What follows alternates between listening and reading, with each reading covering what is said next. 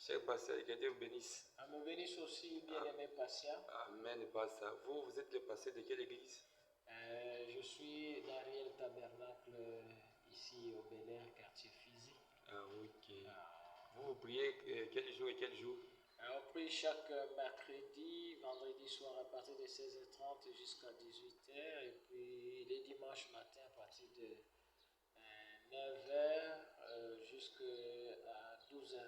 Ok. Cher pasteur, nous entendons les croyants du message et les pasteurs du message disent que Elohim nous a visités au temps de la fin.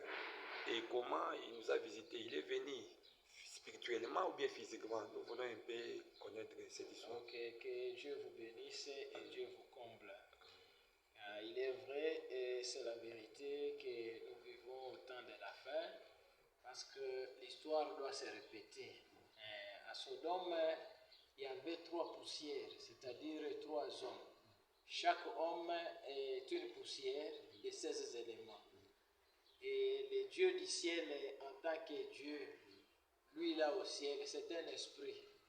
Et en tant qu'esprit, il n'a pas de corps. Parce que s'il avait le corps, il devait descendre avec un corps à partir du ciel pour aller chez Abraham. Mais l'histoire de la Bible nous dit que l'Éternel ramassa des poussières. Il ramassa des poussières. Toi, tu es une poussière, moi je suis une poussière. C'est fort possible qu'il ait ramassé des personnes et il est entré dans ça. Et comme nous, on n'était pas dans ce temps-là, et Jésus, il a parlé, en Luc 17:30, il dit que ce qui était au temps de Sodome arrivera de même à la venue du Fils de l'homme. À la venue, c'est-à-dire le Fils de l'homme devait venir, comme les autres parlent de l'apparition et autres. Est-ce que quelqu'un peut apparaître sans qu'il ne vienne pas? C'est impossible.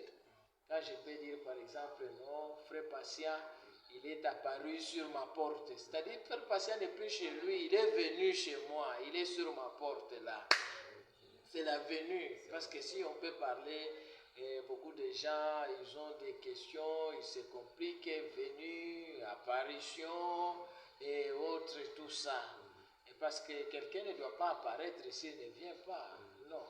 Parce que quand on parle de la venue ou bien la seconde venue, comme les autres disent, deuxième venue, ça dépend avec des termes. On peut appeler la seconde venue ou bien on peut appeler aussi l'apparition. Pourquoi cela? Parce que la première venue, est-ce qu'il était venu chez nous, chez les nations? Non. Ou maintenant, quand il vient maintenant, comment est-ce qu'on peut dire la seconde venue? La première venue, on ne l'a pas vue. Mais la deuxième, non. Si c'est la seconde, s'il était venu chez les Juifs, il retourne encore les Juifs, là on peut parler de première venue et deuxième venue. Pour nous, comme il n'était pas encore venu, on peut dire non, il nous a apparu. Il nous a apparu. Ce sont des termes seulement que les gens se compliquent et on essaie d'utiliser. Parce que si on peut parler de la première venue, est-ce que la première venue était venu chez nous? Non, il est venu chez les siens. Et les siens ne l'ont point reçu. Parce que pour nous, on peut dire c'est maintenant qu'il est venu chez nous. Ou bien on peut appeler comment? Il y a des termes où on peut chercher, tout dépend avec des termes. Maintenant, le même Jésus là, il dit, quand le Fils de l'homme viendra sur la terre, trouvera-t-il la foi sur la terre? C'est là où il y a le problème. Parce que beaucoup de gens pensent et cherchent, ils veulent voir les corps. Même le corps qu'il avait en Galilée, si on peut parler physiquement et autres, est-ce que ce corps-là est venu du ciel? Non. Quand nous lisons les trônes, Frère Branham dit que Jésus venant de la poussière des terres, il est le commencement de la création de Dieu. Il a commencé dans le ventre d'une femme. C'est à Marie, c'est là où ce corps-là on a trouvé. Et c'est à partir de ce corps-là que Dieu est entré, il s'est incarné. Et il y a beaucoup de gens encore qui disent que non, Jésus, parce qu'il est né virginalement, qu'il est devenu Dieu, non. Madame dit dans le 6e saut qu'il est venu par la Vierge, c'est pour verser le sang pur. Parce que personne n'avait le sang pur. Mais à Sodome, là, quand on n'avait pas besoin de sang, il a ramassé toujours la terre ici des péchés. Et Elohim est entré, il est allé chez Abraham. Il y avait 3 personnes qui étaient allées chez lui. Maintenant, au temps de la fin, nous avons vu encore l'histoire se répéter. Il y a un Billy Graham et il y a un Oral Robert. Un Billy Graham qui représente l'ange Gabriel et Oral Robert qui représente représente Michael. Et derrière eux, il y a Elohim. Le problème se pose du côté d'Elohim. Elohim est comment? C'est comme par exemple, je peux vous trouver, frère patient, je vous trouve en train de réparer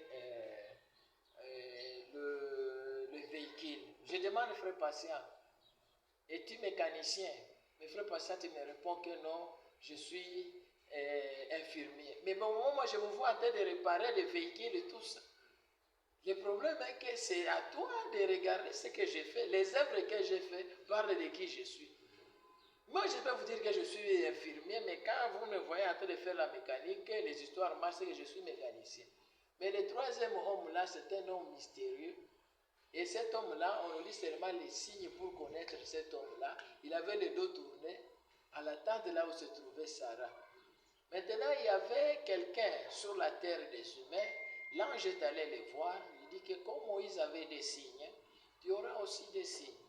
Tu connaîtras leur maladie et tu connaîtras les secrets de leur cœur. Et après avoir connu les secrets de leur cœur, ce n'est pas seulement connaître comme ça.